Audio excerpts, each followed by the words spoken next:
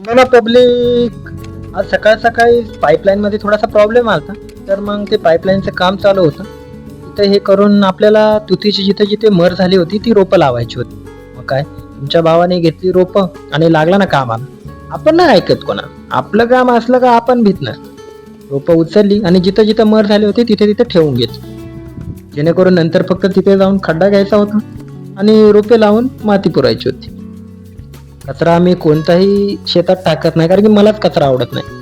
मग तुतीची रोपं लावून दिली आणि ज्या पिशव्या होत्या त्या खिशात टाकून दिल्या. खूप वेळ झाला होता, पण नाही बोललो, ऊन जरी झाला असेल तरी ही रोपं आज लागलीच पाहिजे. कारण की जिथं जिथं मर झाली होती तिथे नंतर ती जागा अपुरी राहते. जागा अपुरी राहिली तर आपल्यालाच नंतर पाला कमी पडणार होता.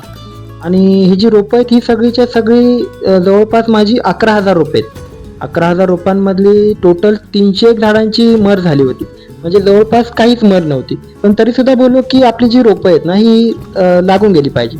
जेणेकरून आपल्याला नंतर पाल्याचा प्रॉब्लेम येणार नाही आणि बाग सुद्धा एकदम छान दिसेल. मग काय पटापट पटापट आपली हातातली जी कुदळ आहे ती कुदळ घेतली आणि जे खन खन खन खन खन भाऊ तुमचं ऐकत नाही. आमच्या मातोश्री सुद्धा खुरपत होत्या. मग त्यांना म्हणलो तुम्ही खुरपून घ्या, मी रोपं सांधून घेतो. कसं आहे एकदम क्लायमेट म्हणजे असं जगायचं रे. मग रोपं घेतली आणि परत निघालो जिथे जिथे हे जात. आज कम्प्लीटच करून घ्यायचं होतं, कारण की मी नंतर जी रोपं उरणार होती त्यांचं नियोजन लावायचं होतं. ते नियोजन बोललो की आधी जिथे जिथे मर झाली ते लावून घेतलं का मग जी उरलेली रोपं आहेत ती आपल्याला लावता येतील.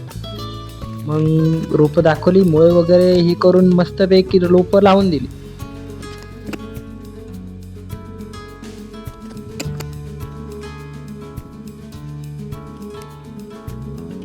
पण शेतात काम करताना मात्र मजाच येते. हो, मेहनतीचे काम आहे, पण एक सुख असतं, एक समाधान असतं. काही वाटत नाही. थोडं अंग दुखतं रात्री, पण झोप मात्र खूप छान येते.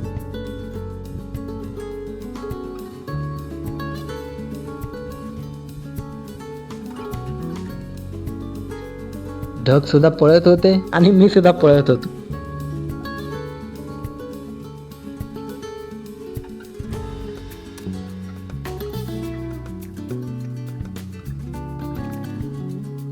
मग काय शेवटची काही रोपे राहिली होती. ती रोपे ही पटपट पटपट लावून घेतली, जेणेकरून मलाही घरी जाता येईल.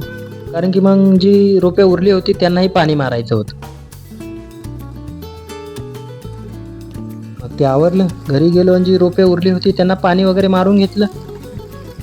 आणि तेवढ्यात गाया आल्या. मग त्यांना आत गोठ्यामध्ये बांधायचं होतं, मग ते बांधून घेतलं आणि आजचंही काम संपलं.